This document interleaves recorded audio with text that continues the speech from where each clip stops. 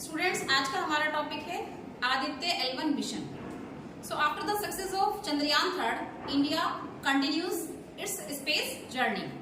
यानी चंद्रयान-3 के बाद हमारे जो स्पेस जर्नी है वो रुकी नहीं है, वो कंटिन्यू है। So India has launched now Aditya L1 सूर्ययान। Basically Aditya L1 क्या है? एक सूर्ययान है जिसको इंडिया लॉन्च कर चुका है। So here are some information about Aditya L1 missions. Aditya in Sanskrit means the sun. Aditya in Sanskrit means the sun, यानी संस्कृत में आदित्य का मतलब क्या है? सन, सूरज। क्योंकि ये एक सूर्ययान है इसीलिए इसका नाम रखा गया है आदित्य। ठीक है, अब आते हैं L1। Now what is L1 here? L1 here refers to Lagrange point 1 of the sun earth system. यानी अब ये लैग्रेंज पॉइंट क्या है इसको समझ लीजिए। बेसिकली एक वैज्ञानिक थे, इतालवी वैज्ञानिक, वो खगोल शास्त्री थे और गणितज्ञ थे। उनका नाम था जोसेफ लुई लैग्रेंज। उन्हीं के नाम पर इस पॉइंट का नाम रखा गया है लैग्रेंज पॉइंट। ठीक है, इसके अलावा L1 पॉइंट को लैग्रेंजियन पॉइंट और लिबरेशन पॉइंट भी कहा जाता है। ठीक है, अब क्वेश्चन ये है कि इसको लैंड करने के लिए L1 पॉइंट ही क्यों चुना गया? So here the answer. Everybody knows कि जो सूरज और पृथ्वी के बीच की दूरी है वो काफी ज्यादा है, अप्रोक्सीमेट 15 करोड़ किलोमीटर। समझ रहे हो? सूरज और पृथ्वी के बीच की दूरी कितनी है? 15 करोड़ किलोमीटर। और इस दूरी के बीच में 5 लैग्रेंज पॉइंट है, L1, L2, L3, L4, L5। ठीक है, देयर आर 5 पॉइंट्स। अब इनमें से जो L1, L2, L3 है ये स्थिर नहीं है, स्टेबल नहीं है। इनकी जो पोजीशन है, इनकी जो स्थिति है वो बदलती रहती है। जबकि जो L4 और L5 है ये स्टेबल है, स्थिर है और इनकी स्थिति चेंज नहीं होती। ठीक है, हम बात कर रहे हैं L1 की कि L1 पर ही क्यों लैंड कराना है। अब ये जो L1 पॉइंट है ये सबसे पहला पॉइंट है, सबको पता है। नंबर 1 पॉइंट क्या है? L1। और ये पृथ्वी के निकट है, क्योंकि ये पहला पॉइंट है तो पृथ्वी के सबसे निकट है। ठीक है, और पृथ्वी के निकट होने की वजह से इससे कम्युनिकेशन करना इजी है और यहां से हम आराम से स्टडीज कर सकते हैं। ठीक है, बेसिकली L1 पॉइंट की पृथ्वी से जो दूरी है वो कितनी है? 15 लाख किलोमीटर। कितनी दूरी है? 15 लाख किलोमीटर। ठीक है, इसके अलावा और भी बहुत सारे रीजंस हैं कि क्यों हमने L1 पॉइंट को ही क्यों चूज किया। देखिए, सबसे अच्छी बात कि जो L1 पॉइंट है वहां से हम सूरज का ऑब्जर्वेशन 24 आवर्स के लिए कर सकते हैं। ठीक है, पूरे 24 आवर्स के लिए कर सकते हैं, पूरे 7 डेज के लिए कर सकते हैं। ये सबसे बेस्ट चीज है ना। अगर हमें पूरा टाइम मिल रहा है ऑब्जर्वेशन के लिए, 24 आवर्स मिल रहे हैं 7 डेज में, तो आसानी से हम उसको ऑब्जर्व कर सकते हैं। दूसरी चीज कि ये जो L1 पॉइंट है इसको दिन और रात की जो साइकिल है वो प्रभावित नहीं करती है। ठीक है, लैग्रेंज पॉइंट की एक और कैरेक्टरिस्टिक फीचर है। बेसिकली जो लैग्रेंज पॉइंट होता है ये एक ऐसा स्थान है जहां पर दो पिंडों के बीच ग्रेविटेशनल फोर्स यानी गुरुत्वाकर्षण जो है वो बैलेंस हो जाता है।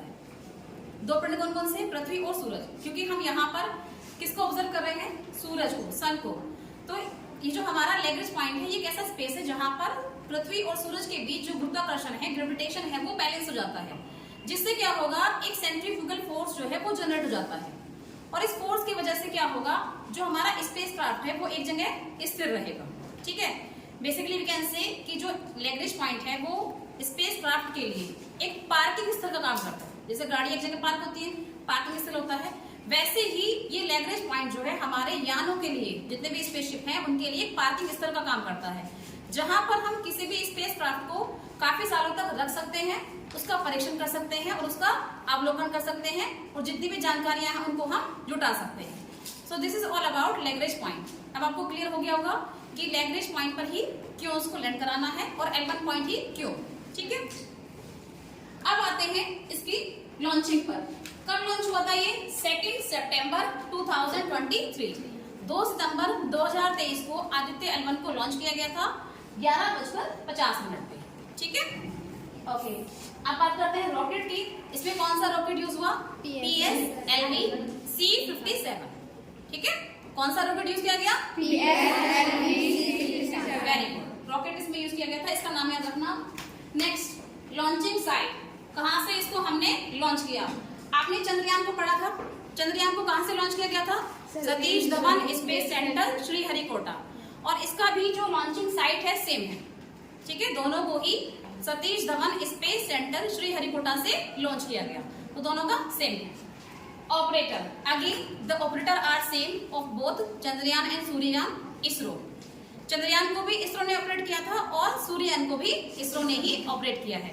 And again I am repeating the full form of ISRO, Indian space research organisation, ठीक है। अब आते हैं लॉन्च मास। इसका जो लॉन्च मास है कितना है? 1500 kg, 1500 किलो। अगर हम बात करते हैं चंद्रयान की तो उसका था 3900 kg। चंद्रयान का वजन था 3900 किलोग्राम और उसका कितना है? 1500 kg, ठीक है। एस्टिमेटेड बजट, कितने बजट में ये हमारा आदित्य L1 रेडी हुआ? 400 करोड़, ठीक है। अब आते हैं लैंडिंग पॉइंट, जो कि मैं आपको प्रीवियसली बता चुकी हूँ। In a halo orbit around L1 point between earth and sun at a distance of 1.5 million kilometre, ठीक है। आई थिंक ये तो सबको अच्छे से रट गया होगा कि इसको कहाँ करा गया लैंड? L1 पॉइंट, है ना, सन और अर्थ के बीच में, क्योंकि यहाँ से सन और अर्थ के बीच की दूरी कितनी है? 1.5 मिलियन किलोमीटर, ठीक है। अब आते हैं पेलोड्स की। Now we will talk about the payloads of Aditya L1। Aditya L1 के अंदर कौन कौन से पेलोड्स हैं? देयर आर 7 पेलोड्स, ठीक है। ये जो हमारा आदित्य L1 था, इसके अंदर कितने पेलोड्स हैं? 7। ये दो तरह के पेलोड्स हैं, एक है रिमोट सेंसिंग और दूसरा है इन सीटू, ठीक है। There are 4 remote sensing payloads and 3 in situ payloads. अब कौन कौन से पेलोड्स हमारे रिमोट सेंसिंग है और कौन कौन से पेलोड्स हमारे इन सीटू हैं, ठीक है। पेलोड VELC, पहला पेलोड कौन सा है? VELC। Now what is the full form of VELC? Look at the board. Visible Emission Line Coronagraph, ठीक है। VELC की फुल फॉर्म क्या है? Visible Emission Line Coronagraph। ये हमारा पहला पेलोड है जो कैसा है? रिमोट सेंसिंग है। सेकेंड SUIT फुल फॉर्म है सोलर अल्ट्रावायलेट इमेजिंग टेलीस्कोप, ठीक है। The third one is SOLEXS, full form क्या है? Solar low energy X-ray spectrometer. And the fourth one is HEL1OS, इसका फुल फॉर्म क्या है? High energy L1 orbiting X-ray spectrometer. So these 4 are remote sensing payloads. ये चारों कैसे हैं? Remote sensing है, ठीक है। अब बचे लास्ट के 3, वो कैसे हैं? In situ payloads. Now what are in situ payloads? Number 5 देखिए, ASPEX, Aditya solar wind particle experiment, ठीक है। नेक्स्ट PAPA, इसका फुल फॉर्म क्या है? Plasma analyser package for Aditya. And the last one is number 7, advance triaxial high resolution digital magnetometer. So these are the 7 payloads of Aditya L1, ठीक है। जो क्या करेंगे? सूरज का ऑब्जर्वेशन करेंगे, अवलोकन करेंगे और वहां पर जाकर परीक्षण करेंगे, जो भी हमें वहां पर फाइंड आउट करना है, ठीक है। इनमें से 4 रिमोट सेंसिंग है और 3 इन सीटू पेलोड्स हैं।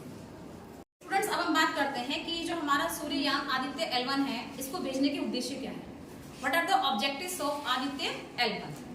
Late me tell you. आपको पता है ये जो सूरज है डिफरेंट गैसेस का एक गोला है, गैसों से भरा हुआ एक गोला है, a huge glowing sphere of hot gases.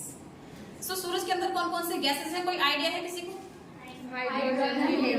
Hydrogen and helium, very good. Basically सूरज के केंद्र में 2 गैसेस हैं, हाइड्रोजन एंड हीलियम, और इनका परसेंटेज सुन लीजिए। हाइड्रोजन 75% है और हीलियम 25%, ठीक है। इस तरह से सूरज हमारा गैसों का एक गुब्बारा है। अब इसके ऑब्जेक्टिव्स क्या है? Look at the board. पहला ऑब्जेक्टिव देखिए, सूर्य के अंदर होने वाली नाभिकीय संलयन की क्रिया का अध्ययन, ठीक है। पहला पॉइंट क्या है? सूर्य के अंदर जो नाभिकीय संलयन अभिक्रियाएं हो रही हैं उनका अध्ययन, उनकी स्टडी करना। सेकंड, सूर्य के कोरोना के तापमान, सौर तूफान और उत्सर्जन, पराबैंगनी किरणों के धरती पर पड़ने वाले प्रभाव, सौर पवन की उत्पत्ति का अध्ययन। आपको पता है सूरज से कुछ हार्मफुल रेज निकलते हैं, अल्ट्रावायलेट रेज, है ना। और आपने सुना होगा ये जो अल्ट्रावायलेट रेज है ये हमारे लिए थोड़ा हार्मफुल है ना। They can cause cancer also, है ना। तो इनके क्या प्रभाव है हमारे ऊपर, इन सब की स्टडी करना। थर्ड पॉइंट, सूर्य की सबसे बाहरी परत के तापमान वेग और घनत्व का अध्ययन। सूर्य की बहुत सारी परतें हैं, तो जो सबसे भारी परत है उसके तापमान का कितना तापमान है, वेग और घनत्व का पता लगाना। नंबर 4, यह मिशन सौर कोरोना के मैग्नेटिक फील्ड मेजरमेंट आदि के बारे में भी जानकारी प्रदान करेगा। ठीक है, इसके बारे में magnetic field measurement, magnetic field क्या होता है, चुंबकीय क्षेत्र, तो उसके बारे में भी ये जानकारी देगा। And the last one is सूर्य के आसपास हवा की उत्पत्ति, संरचना और गतिशीलता को जांचना। So these are the key objectives of Suryayaan Aditya L1। ठीक है, ये कुछ उद्देश्य थे जिसकी वजह से सूर्ययान को भेजा गया। अब लास्ट में हम बात करते हैं लैंडिंग की। आपको पता है चंद्रयान जो था वो लॉन्च होने के 45 से 50 दिन के बाद लैंड कर गया था चांद की सतह पर। इसको कितना टाइम लगेगा, उसको 45 से 50 दिन लगे थे। ठीक है, इसका जो टाइम है वो है 4 मंथ्स, 4 महीने, और यू कैन से 125 दिन। जब इसको लॉन्च किया गया, लॉन्च होने के 125 दिन बाद या 4 महीने बाद ये जाके सूर्य की जो ऑर्बिट है, हेलो ऑर्बिट या L1 पॉइंट, वहां पर जाकर ये लैंड हो जाएगा। ठीक है, so it will take 125 days और 4 months। So these are the some informations about Aditya L1 mission.